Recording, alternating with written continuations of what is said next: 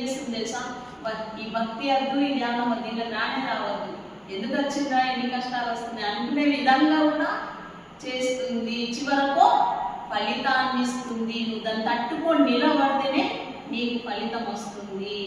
అంతవరకు వేచి చూడాలి, అంతవరకు వేచి చూడు అనగా ఓర్పు సహనాన్ని పరీక్షిస్తాడు భగవంతుడు. నీలో ఓర్పుందా, సహనం ఉందా? శ్రద్ధా సబురి సాయిబాబుడిని చెప్తాడు. శ్రద్ధా సబురి అంటే సహనం.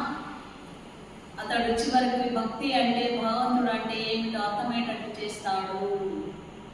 భక్తి ఎలా చేయాలి, భగవంతుడు ఏ విధంగా ఇస్తాడు ఫలితమో అప్పుడు చివరికి ఫలాన్ని మనకు అందిస్తాడు భగవంతుడు.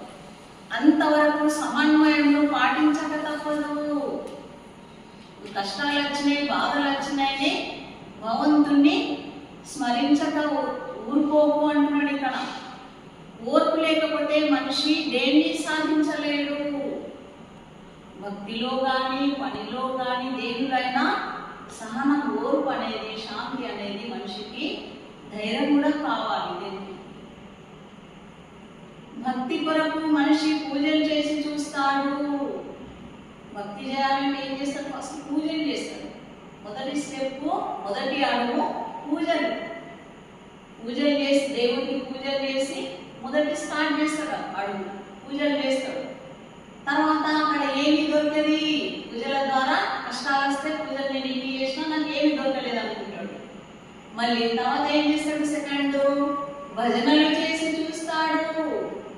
తర్వాత ఏం చేస్తాడు? పూజలు చేస్తాడు, మళ్ళీ భజనలు కూడా చేస్తాడు. అయినా ఏమి దొరకదు. దాంట్లో కూడా కష్టాలు వస్తే మళ్ళీ మళ్ళీ మళ్ళీ అనుకుంటాడు, ఇందులో ఎన్ని భజనలు చేసినా నాకేం వస్తుంది మళ్ళీ అనుకుంటాడు మనసులో.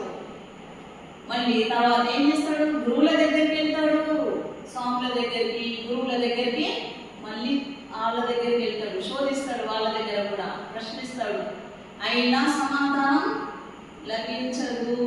ఎక్కడెక్కడికో పోతాడు, ఒక్కళ్ళు చెప్పింది కాదు, ఇంకా 10 మంది దగ్గరికి పోతాడు, 10 మంది స్వాముల దగ్గరికి పోతాడు, 10 ఇళ్ళల్లో పోతాడు, 10 తీర్థయాత్రలు కూడా చేసేస్తాడు.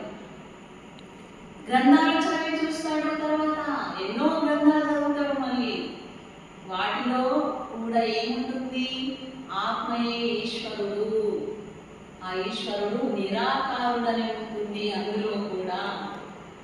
మరి ఆత్మ ఎలా ఉందో తెలియక తికమక పడతాం. అరే భగవంతుడు నిరాకారుడు అంటున్నారు, కంటికి కనిపించడు అంటున్నారు, ఎట్లా కనిపించాలని సంశయంలో తికమక పడతాం.